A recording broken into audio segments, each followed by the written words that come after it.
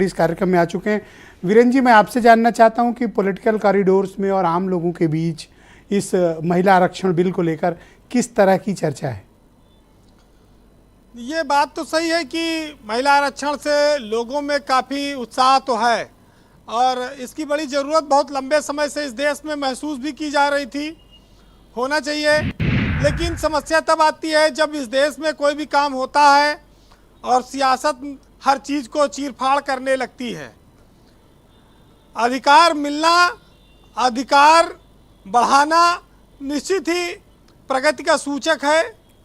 हम लोग जो लोग शहरों में रहते हैं वो भले लड़के लड़की में भेद न करते हों, उनकी शिक्षा में भेद न करते हों, उनको पालने में भेद न करते हों, लेकिन अभी हर जगह देश के हर कोने में ऐसी स्थिति नहीं है। वहाँ पर बच्चे भी पढ़ाई में लड़के लड़कियों में भेद है, पीछे हैं, और महिलाएं भी बहुत सारे ऐसी चीज़ों में हैं जहाँ पर उनको अनुमति नहीं है।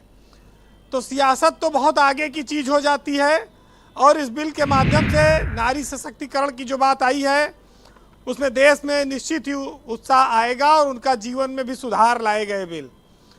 आज इस बिल को जात पात की लड़ाई के बजाय इसकी शुरुआत का स्वागत करना चाहिए, क्योंकि ये एक चमत्कारिक संदेश है आने वाले वक्त के लिए कि अब खाली शहरी क्षेत्रों में नहीं, ग्रामीण इलाकों में भी नारियों को संसद में जाने के लिए मौका मिलेगा और उनके लिए सीटें रिजर्व हुआ करेंगी। देखिए, ये बात सही है कि लोग विरोध कर रहे हैं, लेकिन मौका सबको मिलता है।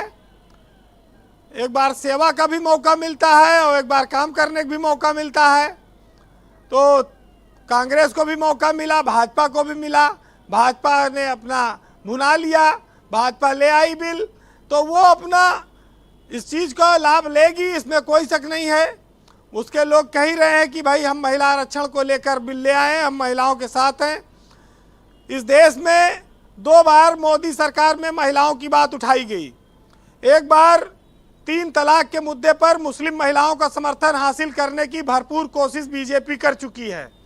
एक दूसरा बार ये मामला आया है जिसमें हिंदू, मुस्लिम, सिख, ईसाई सारे धर्मों के इस महिलाओं के लिए एक संदेश है कि भाजपा की सरकार उनको राजनीतिक रूप से मजबूत करना चाहती है।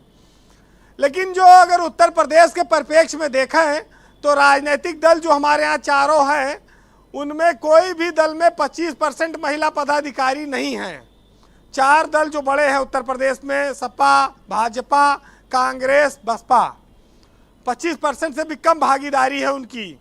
और 2 बड़े दल भाजपा में जो प्रदेश कार्यकारिणी है उसमें करीब 22% महिलाएं हैं, और समाजवादी पार्टी की जो राष्ट्रीय कार्यकारिणी है उसमें करीब 7% ही महिलाओं को प्रतिनिधित्व है। तो जो 2 बड़ी पार्टियां उत्तर प्रदेश की हैं ये उनका आंकड़ा है ब्रजेश जी। लेकिन अब इस आंकड़े से निकलकर हम सामाजिक स्थिति में आए तो संसद में देखें तो अगर बात की जाए तो मुस्लिम महिलाओं के लिए भी अलग से बात आती है, क्योंकि बहुत कम मुस्लिम महिलाएं चुनकर आती रही संसद में। अगर ओबीसी के लिए आरक्षण की अलग से मांग की जाएगी तो हो सकता है कल को लोग मुस्लिम महिलाओं के आरक्षण की बात करें। अब ये बात जरूर है कि आज एमआईएम को छोड़कर संपूर्ण देश की पार्टियों ने इसका समर्थन किया है। कोई भी महिला वोट को नाराज नहीं करना चाहती है।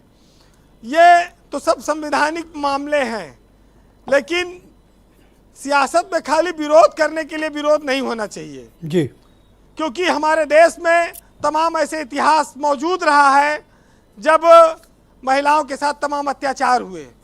आदिकाल में भी महिलाओं ने पीड़ाएं झेली हैं, और कई बार द्रौपदी के रूप में, कई बार कौरवों ने उनके साथ ज्यादती की, और कई बार आज के समय में, आधुनिक समय में भी परेशानियां आती हैं।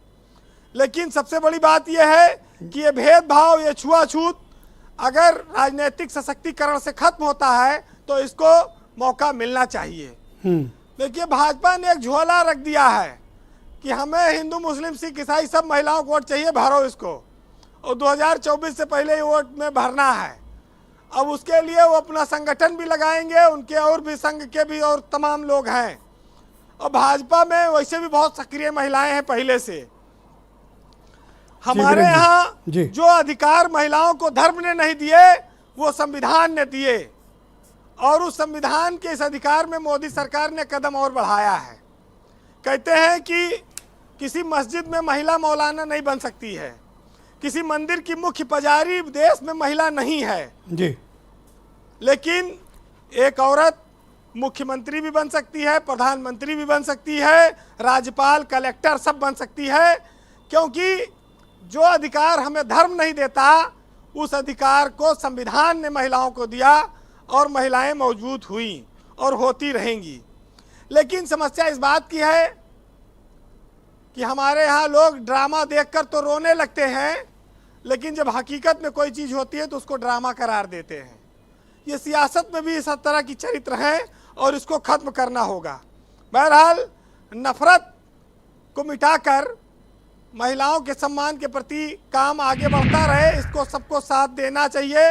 और एक साहित्यकार हैं नदीम फारूक साहब, उन्होंने लिखा है कि चरागों के सफ़र में दबदबा हो आंधियों का तो फिर अंजाम जुल्मत के सिवा कुछ भी नहीं है, और ये दुनिया अब नफ़रतों के आखिरी स्टेज में है, इलाज इसका मोहब्बत के सिवा कुछ भी नहीं है। बहुत शुक्रिया आपका वीरेंद्र जी, बहुत बहुत धन्यवाद ग्राउंड जीरो से अपनी बात और रिपोर्ट हम सबके बीच इस परिचर्चा में रखने के लिए। बहनों भाइयों, इस कार्यक्रम को आगे बढ़ाएंगे।